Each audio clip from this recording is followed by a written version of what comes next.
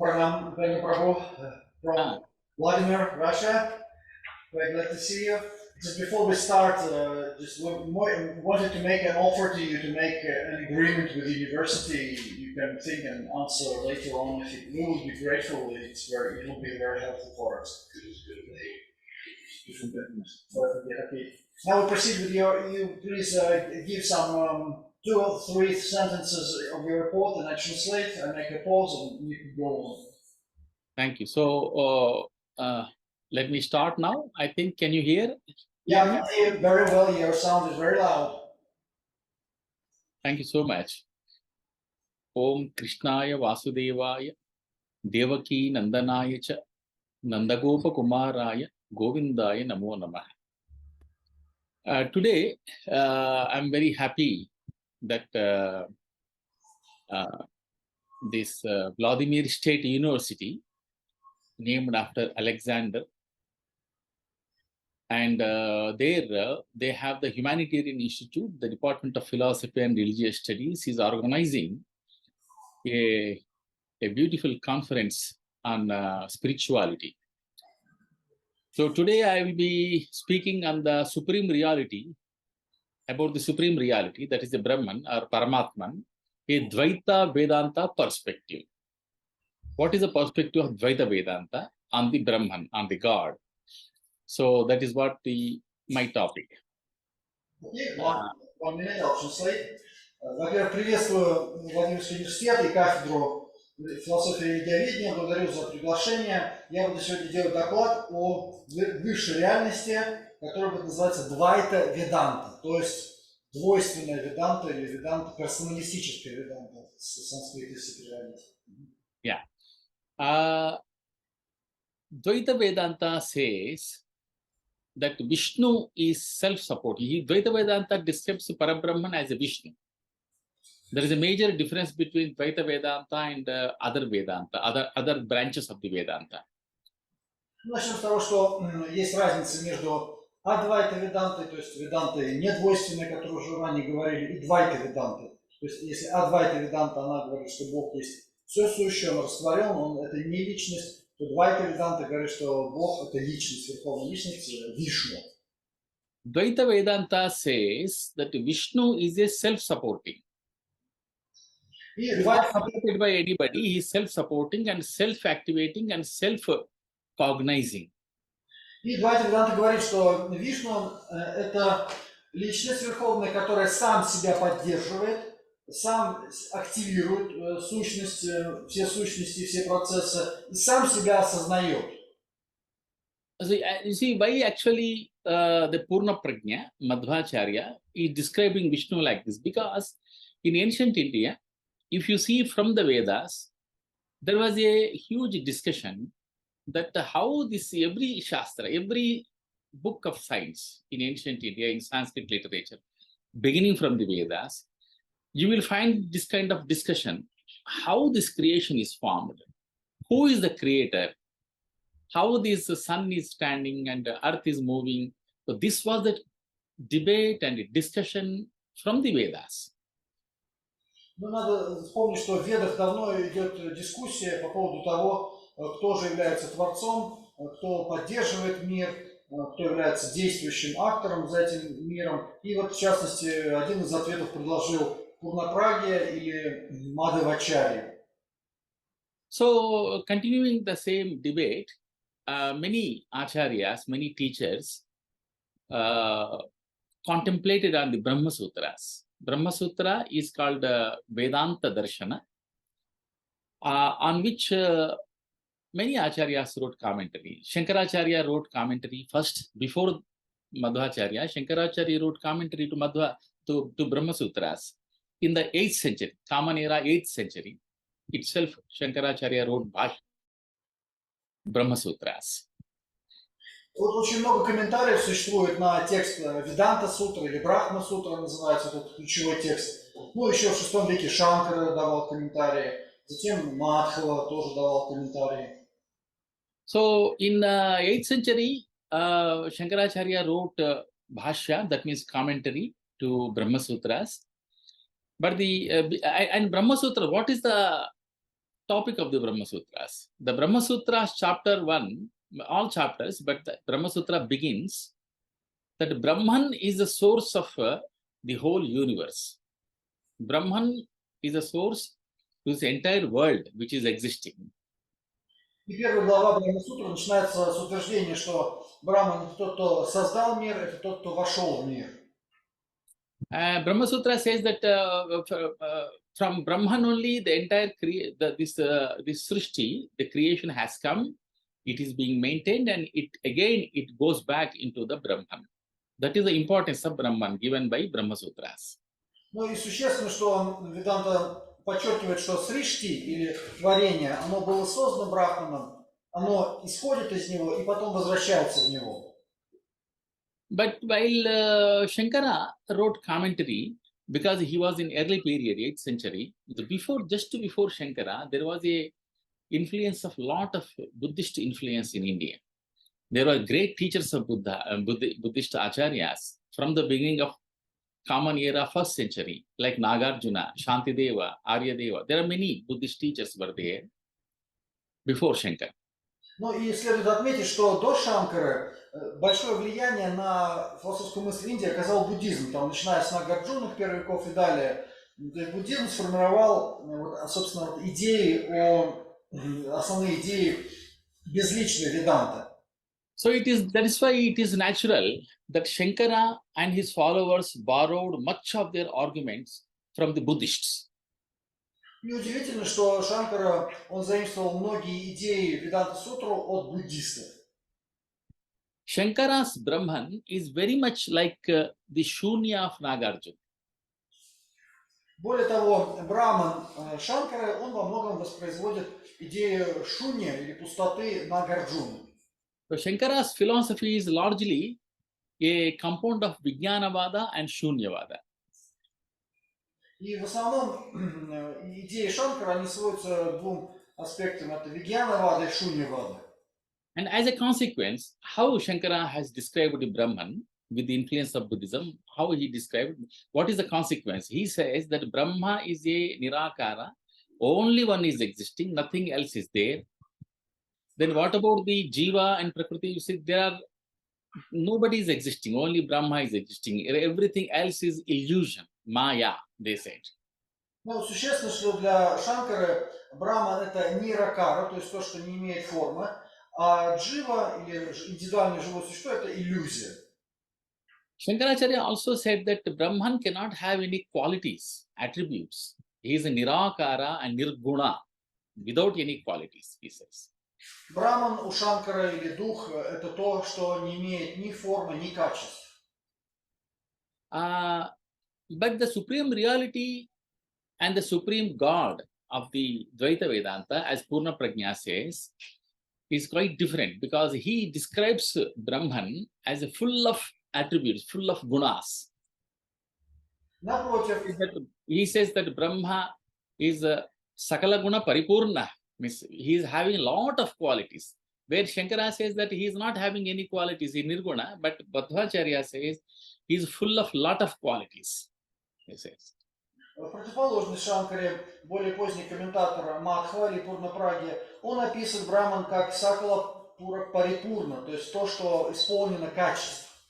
That is why in Dvaita philosophy, Brahman of Vedanta and Vishnu of Vaishnava religion is one. They are both are one. They are not different. Brahman itself is a Vishnu here. Поэтому в Двайта Веданте Вишну, он является личностью, он отличается от безличного Брахмана. The two important features of supreme reality, that means Parabrahman. I'm saying supreme reality, that means Parabrahman. The two important features of the supreme reality are, he is independent. He is not dependent on anybody. And he is also having a lot of qualities. He is Gunapurna. He is not Dosha Varjit. And also he is Dosha Varjita. Three qualities. One is he is a Gunapurna, and he is independent. And he is Gunapurna means full of qualities. And second is he is independent. The third is dosha varjita, without any faults. He cannot have, even by chance, no fault is existing. Dosha means fault. He cannot have any fault, mistake. Мадхвачарья описывает, что высший браман, он, во-первых, является независимым, он является гуна-пурным, то есть он исполнен качеств, и он является доша-аварджи, то есть в нем нет никаких недостатков.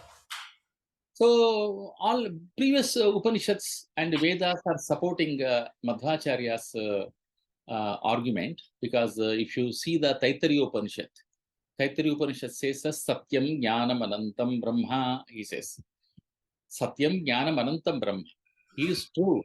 He is having knowledge. He is Ananta. That means he is having qualities. And also, Vijnanam Anandam Brahma, this is Bruhadaranyaka Upanishad. Vijnanam Anandam Brahma. That means Ananda is a quality of Brahma. That's what Upanishad says. How can you say he is not having qualities? And also he is a knower of everything. He knows everything. That is what Mundaka Upanishad says. Yes, Sarvajnaha sa Sarvavit. That means he knows everything. That is what Madhvacharya says, that Sarvajna, he knows everything. Вот здесь были цитаты из разных Упанишад, там Татья Упанишад, Мундака Упанишад и других, где высказывания о Брахмане, они воспроизводились Мадхвачарья в пользу того, что Брахман исполнен качеств, исполнен как раз знания, Сатьям Ананта Браман и Вьяна Ананта Браман и так далее. То есть у него он исполнен и знаний, и качеств, и благости. So in this way, and Brahma is doing Srishtyadhyashtakarta. Srishtyadhyashtakarta means he is doing 8 kinds of activities. 8 kinds of activities. He is Utpatti, Sthiti, Pralaya, all these things. There are 8 kinds of qualities. He is doing 8 kinds of qualities. He is creating, sustaining, maintaining, helping, all these things, 8 qualities. That is why there is a sutra. There is an important book in Madhva philosophy, Padartha Sangraha. So here you will find this sutra, Srishtyadhyashtakarta. That means he is always engaged in 8 kinds of activities. Brahma is having 8 kinds of activities, and he knows everything. He is Sarvajna, he knows everything. Еще существенно, что Браман это тот, который занят сушта ашта упати, то есть он занят постоянно 8 видом деятельности, стхити, поддержанием, пралай, уничтожением и так далее. And in Padartha Sangraha, there is another sutra, that means aphorism, that aphorism, I think you understand sutra. It says, Padartha Sangraha text says that Eka Eva, that means that Parabrahma is only one, but Nana Rupa, he is having many forms. He is only one, but he is having many forms. Nana Rupa, he says. Whereas Shankaracharya says he is not having any Rupa. Nirakara, he says. But here we have Nana Rupa, various kinds of forms Bhagavan is having. То есть если у Шанкара, там у Брамана Ниракара, то есть нет форм, то здесь у Мадхвы в Падатха Санграха в комментарии наоборот. Эва, он один, но при этом Нанарупа, у него разнообразие различных форм. And he is only one, and it says that Sarva Swatantra, that is, he is completely independent. He is completely independent. He is not even little bit also, he is not dependent on anybody. So in this way, actually, what Madhvacharya wanted to say, you should understand. He is not writing a poetry. Actually, he is giving a lot of importance to God. He is giving a lot of importance to Vishnu. You see, we are nothing. We are completely dependent on him. Only one is independent. So therefore, we get, by this kind of feeling, we get a dasya bhava. That means we are like as if servants to him. We cannot do anything. So thereby, devotion is created. Bhakti movement has started from this. И Мадхва постепенно подводит к тому, что Бог, будучи сарва сватантра, то есть независимым, в то время как живое существо, наоборот, зависимо. И Мадхвачарья подходит к идее дасya бхава, или умонастроения преданности, зависимости от Бога. So basically, from Madhvacharya's time is 13th century, Common Era, 13th century, 1-3. And later on, Chaitanya Mahaprabhu and Gaudiya Vaishnava, all these were influenced, highly influenced by Madhva philosophy. Thereby, but the bhakti originated from Madhva's philosophy. And that is why he says that Jiva, with a lot of bhakti, has to reach the God. So this bhakti movement improved, and now, if you see Hinduism, if you see even the Hindu philosophy, wherever it is, the bhakti movement is in practice, not the Nirakara, Nirguna, Parabrahma is only concept. But originally, what is successful, this is the successful. Dvaita philosophy is successful. Ну и в итоге вот мы видим, как эволюция происходила. Это Мадхва, 13 век, затем Гаудия Вайшнавизм, читание 15 века, где Джива, она находится в Дасе Бхави, то есть в настроении преданности Бога. И можно сказать, что Адвайта, ее идеи, они не так стали социально успешными. Вот эти идеи Бога, который не имеет качеств, не имеет личностных аспектов. Наоборот, Двайта Веданта, она пользуется большой популярностью. Why I said like this, perhaps I don't know whether you are aware or not. If you see the Sanskrit curriculum in India, in entire all universities, not because every university is having Sanskrit department here. In all universities, in Sanskrit departments, so Vedanta means only they study Advaita Vedanta. So somehow it became very popular in academic field. So everybody, almost everybody studies one text, a small text of Advaita Vedanta, that is called Vedanta Sara. But nobody knows even names of the Dvaita literature. Почему я это говорю? Потому что если сравнить, например, санскритский курс в Индии, в каждом университете есть преподавание санскрита, там напротив, только Веданта Адвайта известна, изучается Веданта Сара, то есть комментарии. Madhvacharya himself wrote 40 books. Only one Madhvacharya wrote 40 books, and his disciples wrote many books. That means the whole literature is very big. But still, Sanskrit scholars are not aware of these names also. Names also not know. How can they study? I am saying even names also they are not aware. So, but the miraculous thing is, practically, Dvaita philosophy is actually, practically, it is being performed by everybody. But Advaita became only popular in the concept. Любопытно, что Двайта Веданта, она как бы распространилась в повседневности вот, социальной, а Двайта Веданта, напротив, она известна больше как научная концепция, философское воззрение. И вот, например, книги Мадхвы, там у него более 40 книг, они мало известны среди изучающих санскрит. So there are so many Upanishadic sentences supporting Madhvacharya's theory. They say there are many words, actually, many sentences like Vasudevo va idamagra asit, Eko Narayana asit, Nate Vishnu Jayamano na jato devaha mahimnaha. Like this, Sarve Veda yat padam amananti, Vedaischa sarvair ahameva vedya. This is Bhagavad Gita. Vedaischa sarvair ahameva vedya. So in this way, everywhere the qualities and the sarvajñatva of the Vishnu has been described, but unfortunately, they were not perfectly written and interpreted and studied. That's why Madhvacharya thought that he should write all these things, and he has expressed all these, described the Brahman like this with a lot of arguments. Несмотря на то, что у Мадхвачарьи существует множество аргументов и много цитат, он воспроизводит из текстов Веданты, из Упанишад, из Бхагавад-гиты и доказывает свою точку зрения, но тем не менее его позиция, она как бы в научном мире, вот, среди санскритологов, не очень известна. Some modern scholars think that there is no mention of the Vishnu in Vedas.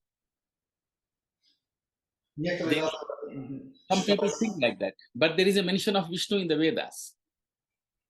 Некоторые санскритологи считают, что Вишну даже не используется имя Вишну в Ведах. Some modern scholars state that Vishnu is a minor deity in Rigveda. He is mentioned, but he is a minor deity in the Rigveda, not major. Мне напоминается, но как такое незначительное второстепенное божество в Ригведе. And they say that he is minor, only that means very little bit. He is minor deity in Rigveda, but he is elevated to supreme God only in Puranas, they say. Просто произошло его возвышение в дальних поздних текстах в Пуранах, а так как бы в начальном Упанишаде, в Ведах он не присутствовал как важное божество. In support of their argument, they often quote the only 5 hymns of Vishnu in Rigveda, only 5 hymns of Vishnu Rigveda, Vishnu Sukta, they quote always. И в поддержании своей точки зрения они цитируют 5 гимнов Вишну Сутры из Ригведа. But many scholars said that no, this is not correct because there are so many so much description of Vishnu in Vedas. Not sometimes not by the name of Vishnu, but it is a description of the Vishnu only. And Sri Aurobindo, like there is a famous philosopher in India, I think you know that Aurobindo, who wrote commentary to Vedas also, Sri Aurobindo. He has made it clear that the importance of the deity does not depend upon the number of the hymns. See, five hymns are mentioned, that doesn't mean that he is not important.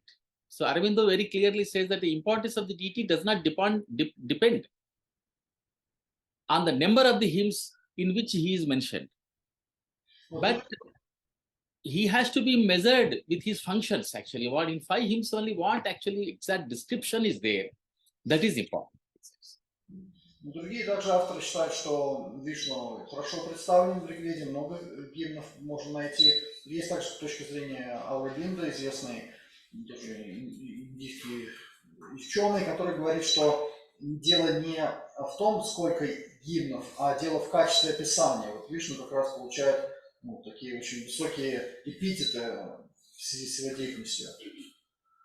And if you see even 5 hymns of Rigveda, Vishnu is praised as a great powerful deity and with divine powers and lot of great qualities, that he is omnipresent, omniscient, and omnipotent. In that way, Vishnu has been described in the Vedas. So you cannot say that Vishnu is a new creation or Vishnu is a minor deity. So Vishnu is the Brahman. Brahman and Vishnu are the same. Но даже если брать во внимание эти 5 гимнов Ригведа, где Вишну описан, там тоже много эпитетов, где он всезнающий описан и всемогущий. Поэтому он, существенно то, что Брахман приравнивается к Вишну, это тоже надо принимать во внимание. And interestingly, except Shankaracharya and 1 or 2 other teachers, other acharyas, all Brahma Sutra Bhasha teachers, there are many teachers like Nimbarkacharya, Vallabhacharya, Ramanujacharya, Madhvacharya. In all commentaries, Brahma has been described as Vishnu only. Вот комментарии вот этих авторов, которые описывают Брахман как Вишну, это Нимбарка, Валабха и Рамануджа и другие. And Vishnu himself is a Krishna. Vishnu's incarnation is Vishnu himself is a Krishna. That is why later on our Gaudiya Madhva philosophy also is the same. It also says same. Поэтому Гаудия Сампрадая, связанная с читанием, она отождествляет Вишну и Кришну и продолжает эту линию персоналистической веданты. And in the Padartha Sangraha, I think you have just now seen that Srushtya Dyashta Karta, he says. That means Brahman is the agent. Brahman is not the material cause. Whereas Shankaracharya says that Brahman is the material cause of this universe. That is again, that is argued here. Brahma is the agent, but not the material cause of this universe. That's what Madhvacharya says. Not material cause, not Upadana Karana, he says. Ну и Мадхвачарья указывает, что Вишну не является Упадана Карана, то есть не является материальной причиной этой вселенной. because cause, there are three kinds of causes according to Nyaya philosophy: Upadana Karana, Nimitta Karana, and Samavai Karana. Like that, there are two are major. One is Nimitta Karana, other is Upadana Karana. Among them, Shankara and Shankara followed that Brahma is the Upadana Karana of the universe. And some other philosophers say Upadana and Nimitta both they accepted. But he says, Madhvacharya and other Vishishtadvaita, they say that Brahma is the Karta, the Karana. He says, Nimitta Karana only. Да, ну, например, у Шанкарачарьи Брахмана он только Нимитта Карма, в то время как другие авторы Веданты признают его как причины как и духовного, и материального, как Нимитта Карма и Упадана Карма. So, in this way, we had to understand the Brahman. Brahman is the ultimate source of everything. Now, when I came to, normally whenever I go to Krishna temple, wherever we say that Hare Rama, Rama Rama, Hare Krishna, all these things, that means we are only praying, we are remembering the Brahman. That is the crux of Indian philosophy, because Brahma only is actually Brahma. We had to always think about the Brahma. We had to worship the Brahma. That is what from the Vedas, the same philosophy is continuing. When we say that Hare Krishna, Krishna Krishna, Hare Hare, Hare Rama, Hare, that means we are not praying anybody else. We are praying, we are remembering, we are surrendering to Brahma only. И поэтому, когда я иду в индуистский храм, повторяю имена Харе Рама, Харе Кришна, то есть это имена Вишну, я вспоминаю, что это и есть тот самый Брахман, о котором я говорил ранее. Because Brahman is the Karta. Karta means he is the agent. That means he is the doer. That means he is the cause. But not the Upadana. Upadana means material cause. Поэтому Брахман, он является картой, он является деятелем, но все-таки он не является упаданой, материальной причиной. In Advaita and Vishishtadvaita, Brahman is considered both Nimitta and Upadana. Advaita and Vishishtadvaita, both. Brahman is considered as Upadana and Nimitta Karana. То есть есть такое различие, что вот в комментариях на Двайта Веданты и Вишиштадвайте, там Брахман, он и Упадана Карана, и Нимитта Карана. But the Dvaita philosophy considers Brahman is the only Karta, is the only agent. That is the difference again. А вот в Двайта Веданте Брахман только карту, то есть только деятель Нимитта Карана. Because if you agree Brahman as Upadana Karana, there are two difficulties. Если мы думаем, что Брахман это также Упадана Карана, материальная причина, есть две проблемы с этим. Because Brahman is a conscious being, while the objective world is non-sentient, non-conscious. Brahman is a Chaitanya, conscious being. But the objective world is Jada. It is not. It is non-sentient. Брахман это Чайтанья, то есть он есть сознание. Читание говорится как сознание, а мир, он является джада, или он является грубой материей. So in this way, Chaitana cannot be Upadana Karana to Achetana. Because Upadana Karana means we should understand first, Upadana Karana actually it includes in Karya. Upadana Karana is that reason, that cause. It produces a thing and also it is existing in that thing. That is the Upadana. For example, like the clay is the Upadana Karana to the pot. Clay is the reason for clay is the cause for the pot. When pot is created, the clay is also existing in that. So that is Upadana Karana. Упадана Карана можно сравнить с глиной для горшка. Она является и его и формой, вернее, является его и массой, как бы его составляет, и его сущность, его предметную. That means when you remove the clay, there is no pot at all. Если Upadana karana means everything almost. In the same way, if you remove the Brahma, there is no world. That is what they wanted to say. That is why they say Brahma is Upadana karana. поэтому и говорится, что иногда, что Брахман это упадана карма, потому что если убрать, например, глину, то не останется горшка. If you remove from Brahma from the world, that means world is not there, because that is their argument. Brahma Satyam Jagan Mithya. The world is illusion, Maya. That is why they said Upadana Karana. That is not accepted in Dvaita, because they say that Brahma Satyam, Jagat Satyam.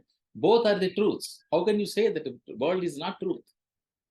So when they say that the world is not truth, Maya, that is the influence of the Buddhism. Когда говорят, что мир ложный, Брахман Сатьям, то есть дух истины Аджаган Мити, то это влияние буддизма, конечно. Вот Двайта Веданты, она признает, что истинны и дух, и материя. Because I read some extent of, because I am also studying Buddhism, Nagarjuna wrote Madhyamika Karika, and Chandrakirti wrote commentary in Sanskrit, and a very nice commentary to Nagarjuna's Madhyamika Karika. And later on, many writers wrote. It's a wonderful philosophy, Madhyamika philosophy. And Shantideva also, when they describe about the prajna, they describe about the two truths. Samvrti paramarthascha satyadvayam idam sthitam. There are two truths. One is the Samvrti Satya, other is the Paramartha Satya. Samvrti Satya means it is a not completely truth. Paramartha Satya means that is truth, completely true. The world is Samvrti Satya, they said. The world is existing but not permanently existing. Paramartha is only existing. Paramartha is only Shunya. So the same argument was brought by Shankaracharya and applied on this Vedanta. And he says that Brahma is only really existing, but the world is not existing. It is existing, but not ultimately existing. It's partially existing. It's an illusion. У Нагарджуна в его произведении там происходит различие между повседневной реальностью и параматхой, высшей реальности. Так вот, поэтому эта аргументация, она потом была заимствована Шанкарой, который тоже разделяет обыденность и параматху, высшую реальность. So in this way also Saguna, Nirguna arguments also, because in the Dvaita, importantly, they say that Bhagavan, that means Parabrahma is a Saguna, whereas in Advaita, they say Parabrahman is a Nirguna. This I have already stated about this. Dvaita says Paramatma is Gunapurna, full of good quality, full of good qualities. Таким образом, Двайта Веданты говорит, что Браман, он является гуна-пурна, он исполнен благих качеств. So,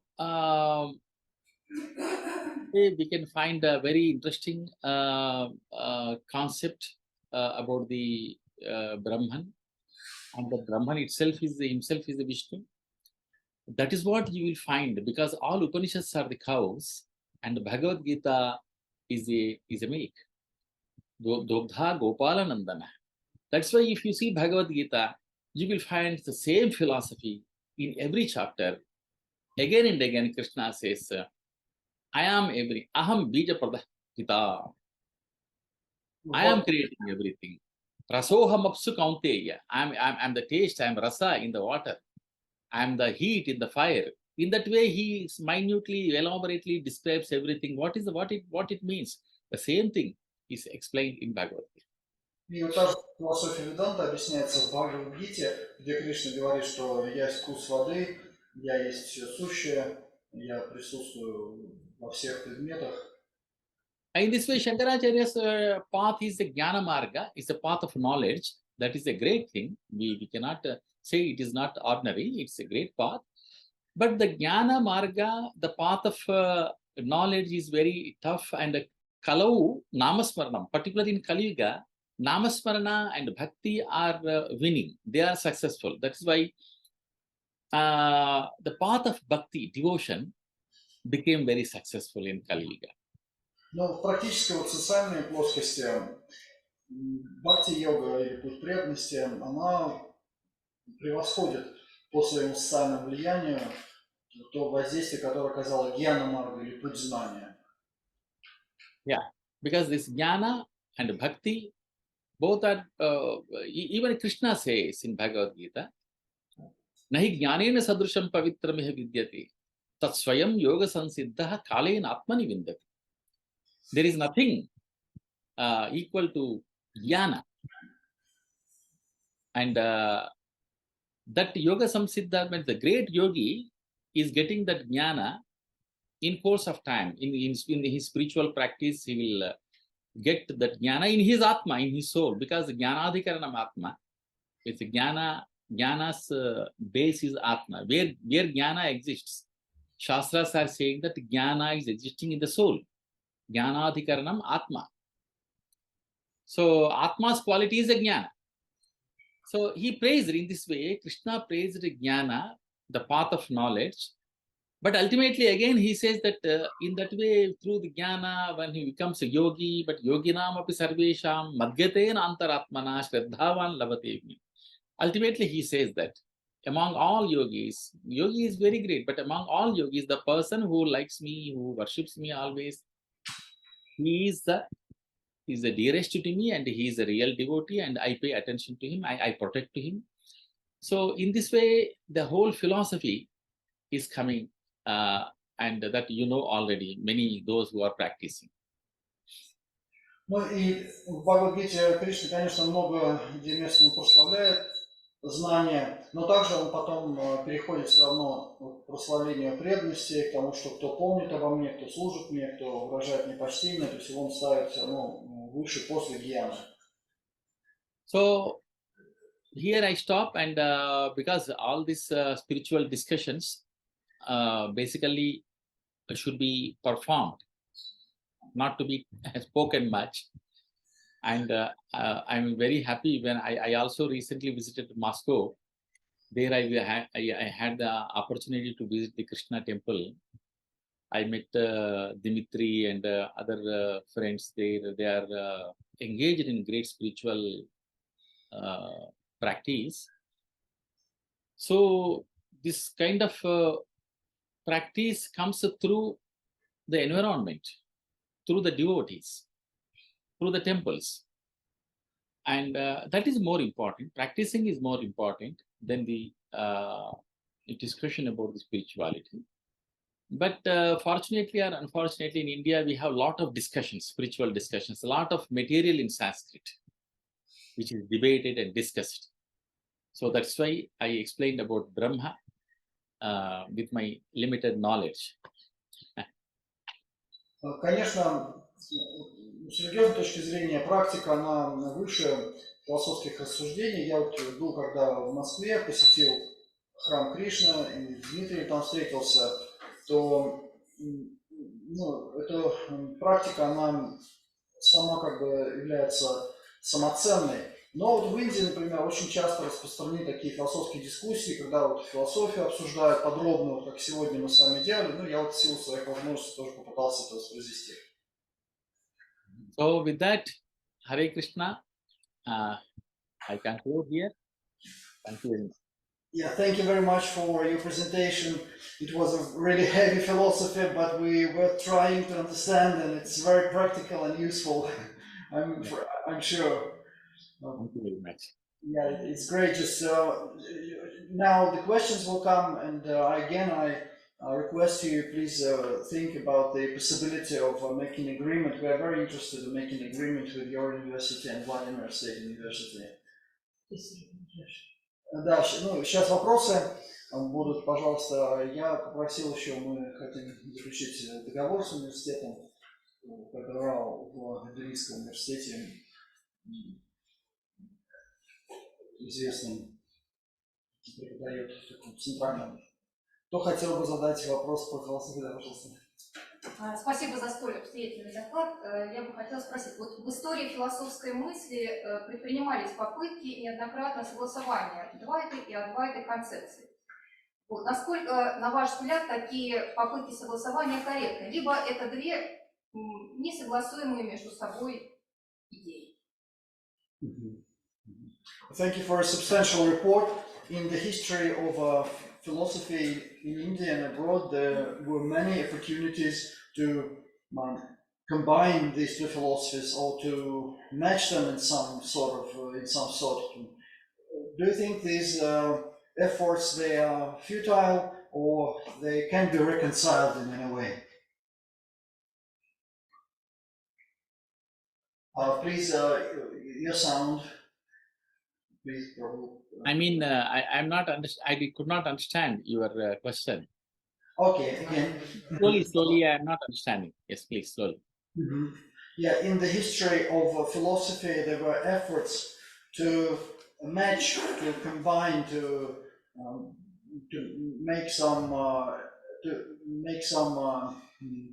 resolve the differences between two systems, Двайта and Vedanta. There were different efforts to match them together.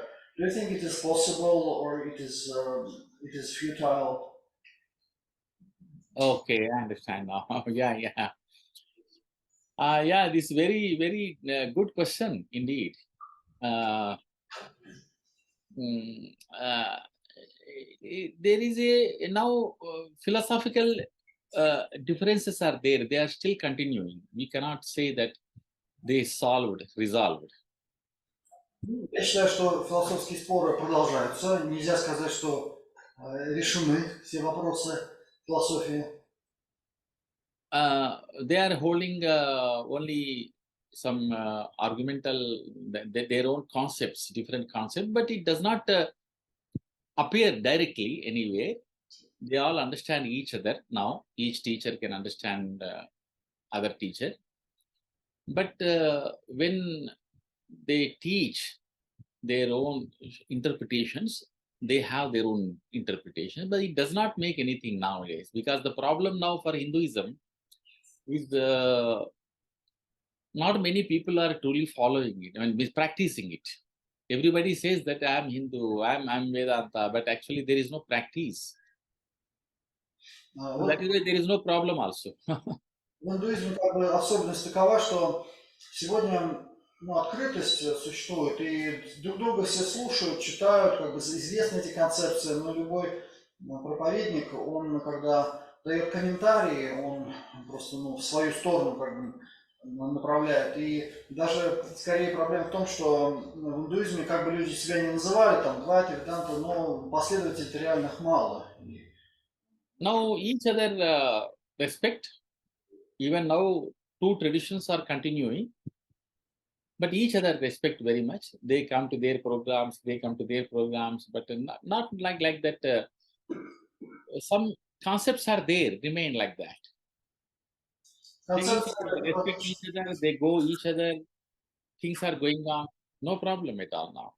То есть концепция, да, различия есть, но так вот социально друг друга посещают мероприятия представители Двайта Веданты, там как-то выражают уважение, и противостояния я сегодня не вижу. Thank you for your opinion, it's very important. Есть еще вопросы? More questions? Еще вопросы? Yeah, one more question.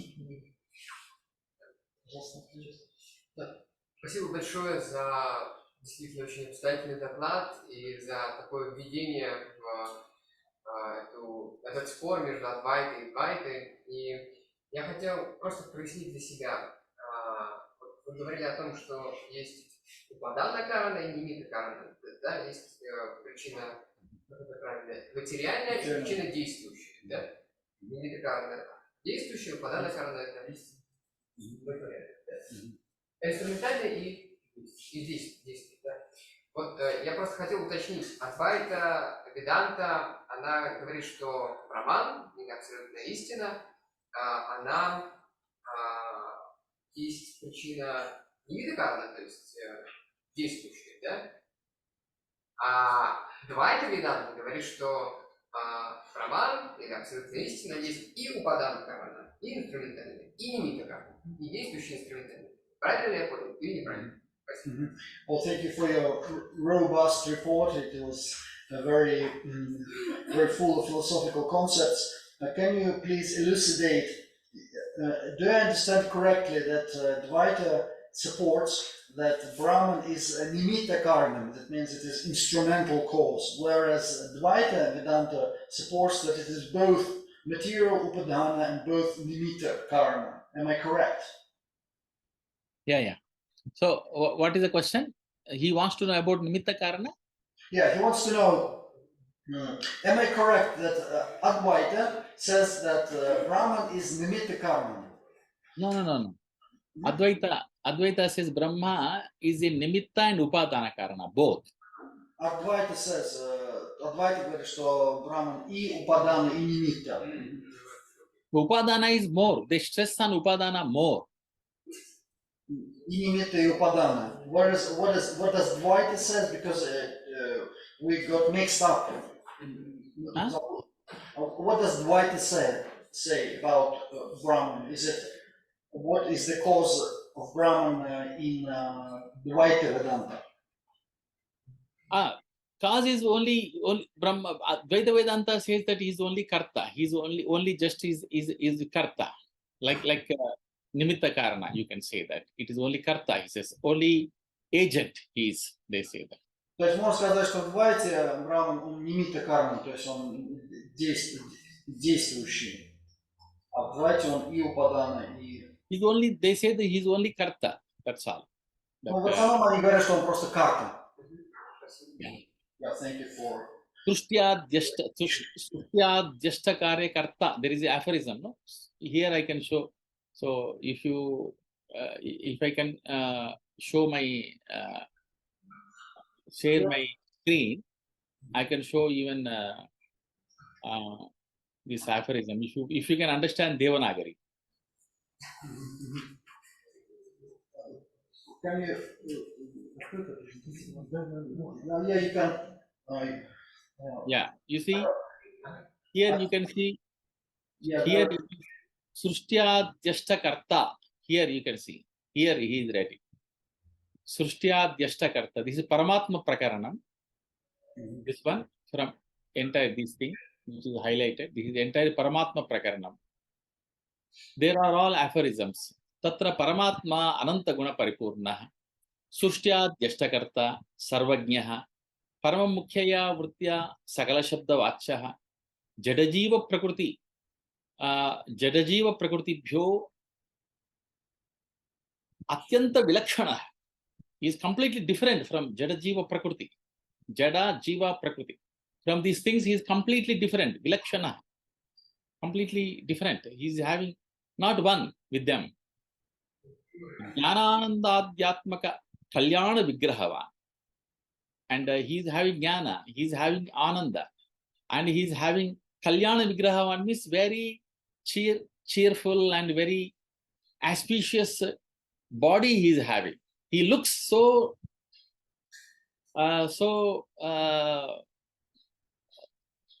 great. That means he is not why he said like he is not nirakara.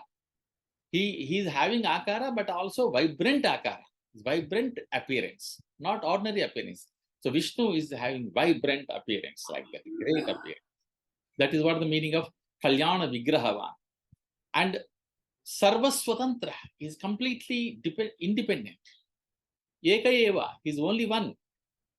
Nana Rupa is having many forms. Sarvanyapi Rupani Purnani. All forms are full. It is not that one form, original is full and the forms are ordinary. Not like that. All forms are full, it says Purnani. So in this way you can find the description of sutras in Вот в этих сутрах описывается свойство Брамана, что он является кальяной, то есть благоприятным, красивым, сватантра, свободным, нанарупа, множество форм, пурнани, полным. Вот это описание Брамана. Yeah. Is it from Purna Pragya? Padartha Sangraha. Padartha Sangraha, да. Here you can see the name on the page also. It is from Padartha Sangraha. One more question. Yeah. Можно ли сказать, что Двайта Веданта является монотеизмом? Can we state that Двайта Веданта is a monotheism? Do you think Двайта Веданта is monotheism? Can we say that Двайта Vedanta is a monotheistic system? Monotheistic system is worshipping many gods. Yeah. No, monotheistic, that means it is worshipping one God. Oh, worshipping one God. You can say that.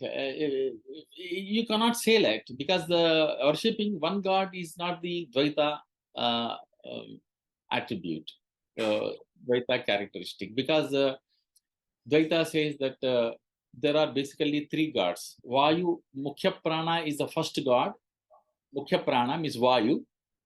And then they have three main gods: Hanuma, Bhima, Madhva. And then Hanuma from Vayu is having son, and the son is Hanuman. Hanuman is the son of the Vayu, and Bhima also is the son of the Vayu. And the third incarnation is Madhva himself. Purna Prajna himself is the incarnation. He is also God. Ну, сложнее система. Дело в том, что учение Мадхавачарьи, хотя это как бы был вопрос, является это монотеизмом, но там Брахман проявляется, Вишну проявляется в трех образах, в том числе это Хануман, Бхима, Хануман и сам Мадхва. То есть они поэтому преклоняются им, поэтому здесь вот как бы даже монотеизмом это сложно назвать. So this philosophy, because Madhva belonged to 13th century, you all know, I think, about his history and all that. But this philosophy has a lot of influence on the later Vaishnava philosophies. Ну, эта концепция оказала большое влияние на более поздний вайшнавизм. And this is in primitive stage. That is why you cannot say that it is completely like Gaudiya system.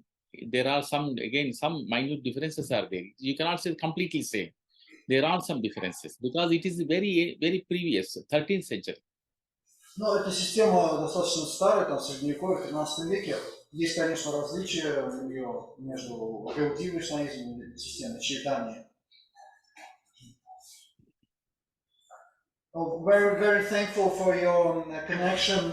You made us feel that we can understand something in Indian philosophy. It is very deep and always fruitful to have you here. So, thank you so much, and thank you for giving me this opportunity. Thank you for Dimitri, and thank you for you and all devotees here. Thank you so much. Yeah, I'll write later again about this suggestion of having us making an agreement between two universities. Okay. Please consider this. That will be very interesting. Okay. Okay. Yeah, thank you. Dhanyavada. Purna Pragya Tirtha Ki Jai.